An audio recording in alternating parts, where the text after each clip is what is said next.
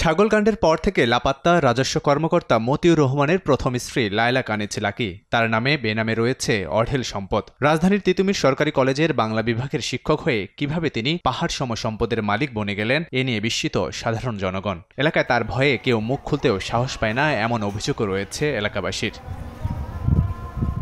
অবৈধ সম্পদের বিশালতার উপর ভর করে শিক্ষকতা পেশা ছেড়ে রাজনীতিতে যোগ দিয়ে হয়ে যান রাজনৈতিক নেত্রী। 2022 সালে রায়পুরার উপনির্বাচনে প্রভাবশালী স্বামী মতিউর রহমানের অর্থের প্রভাবে বিনা প্রতিদ্বন্দ্বিতায় চেয়ারম্যান নির্বাচিত হন লায়লা কানিজ। তবে নিয়মিত অফিস করতেন না, এমনকি জনপ্রতিনিধি হলেও সাধারণ মানুষ তার দরবারে হাজির হতে পারত না। ঈদুল আজহার দুদিন আগে সবশেষ আগে অফিস করলেও এরপর আর জনসম্মুখে দেখা যায়নি এ জনপ্রতিনিধিকে। কিন্তু কবে আসবেন তাও বলেননি, ছুটিও নেননি। অফিস কক্ষে ঝুলছে তালা, ব্যাহত হচ্ছে কার্যক্রম। এরই মধ্যে তার উপর দেশত্যাগের নিষেধাজ্ঞাও আরোপ করা হয়েছে।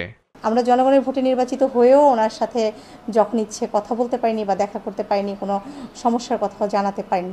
আমরা পারিনি, আমি ভাইস চেয়ারম্যান হয়ে পারিনি, তাহলে সাধারণ মানুষ কতটুকু পারবে? ওনার যে স্টাফগুলো ছিল বা আছে, ওনাদের সবাইকে নিষেধ করা ছিল যে কোনো সাধারণ মানুষ যাতে ওনার রুমে না যায়। নগদের কাছে সব গ্রাহকই প্রিয়, তাই তো সারা দেশে ক্যাশ আউট চার্জ সবচেয়ে কম। আপনারা অনেক কিছু লেখেন, পেপার লেখেন, পেপার লিখে ছাপাই দেন, কেন করি না কি করি না সব আপনারা তো দিয়ে দিচ্ছেন, আমার কিছু বলার আছে?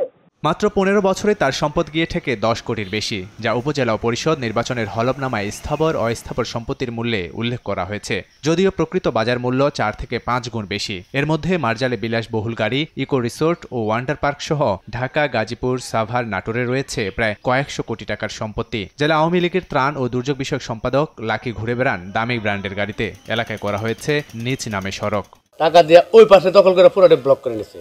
এখন টাকা দেওয়ার কথা দেখা গেছে এক লোকের 100 টাকা, সে 20 টাকা দিয়ে 10 টাকা দিয়ে এইভাবে দামা চাপা দিয়ে 1 বছরের টাকা 5 বছরে হয়তো কাউকে দিচ্ছে, অনেকের টাকা দেয় না। 1-200 লোক লয়ে আসা এইটাও আবার জোর করে দখল করছে। এছাড়া প্রতিনিয়ত মানুষের জমি দখল, মামলা, সন্ত্রাসী দিয়ে হামলা করে মার্জাল এলাকায় নিজ নামে ছেলে আহমেদ তৌফিক রহমান অর্ণব ও মেয়ে ফারজানা রহমান ইস্পিতার নামে রেখেছেন 50 থেকে 60 বিঘা জমি। সময় সংবাদ, নরসিংদী।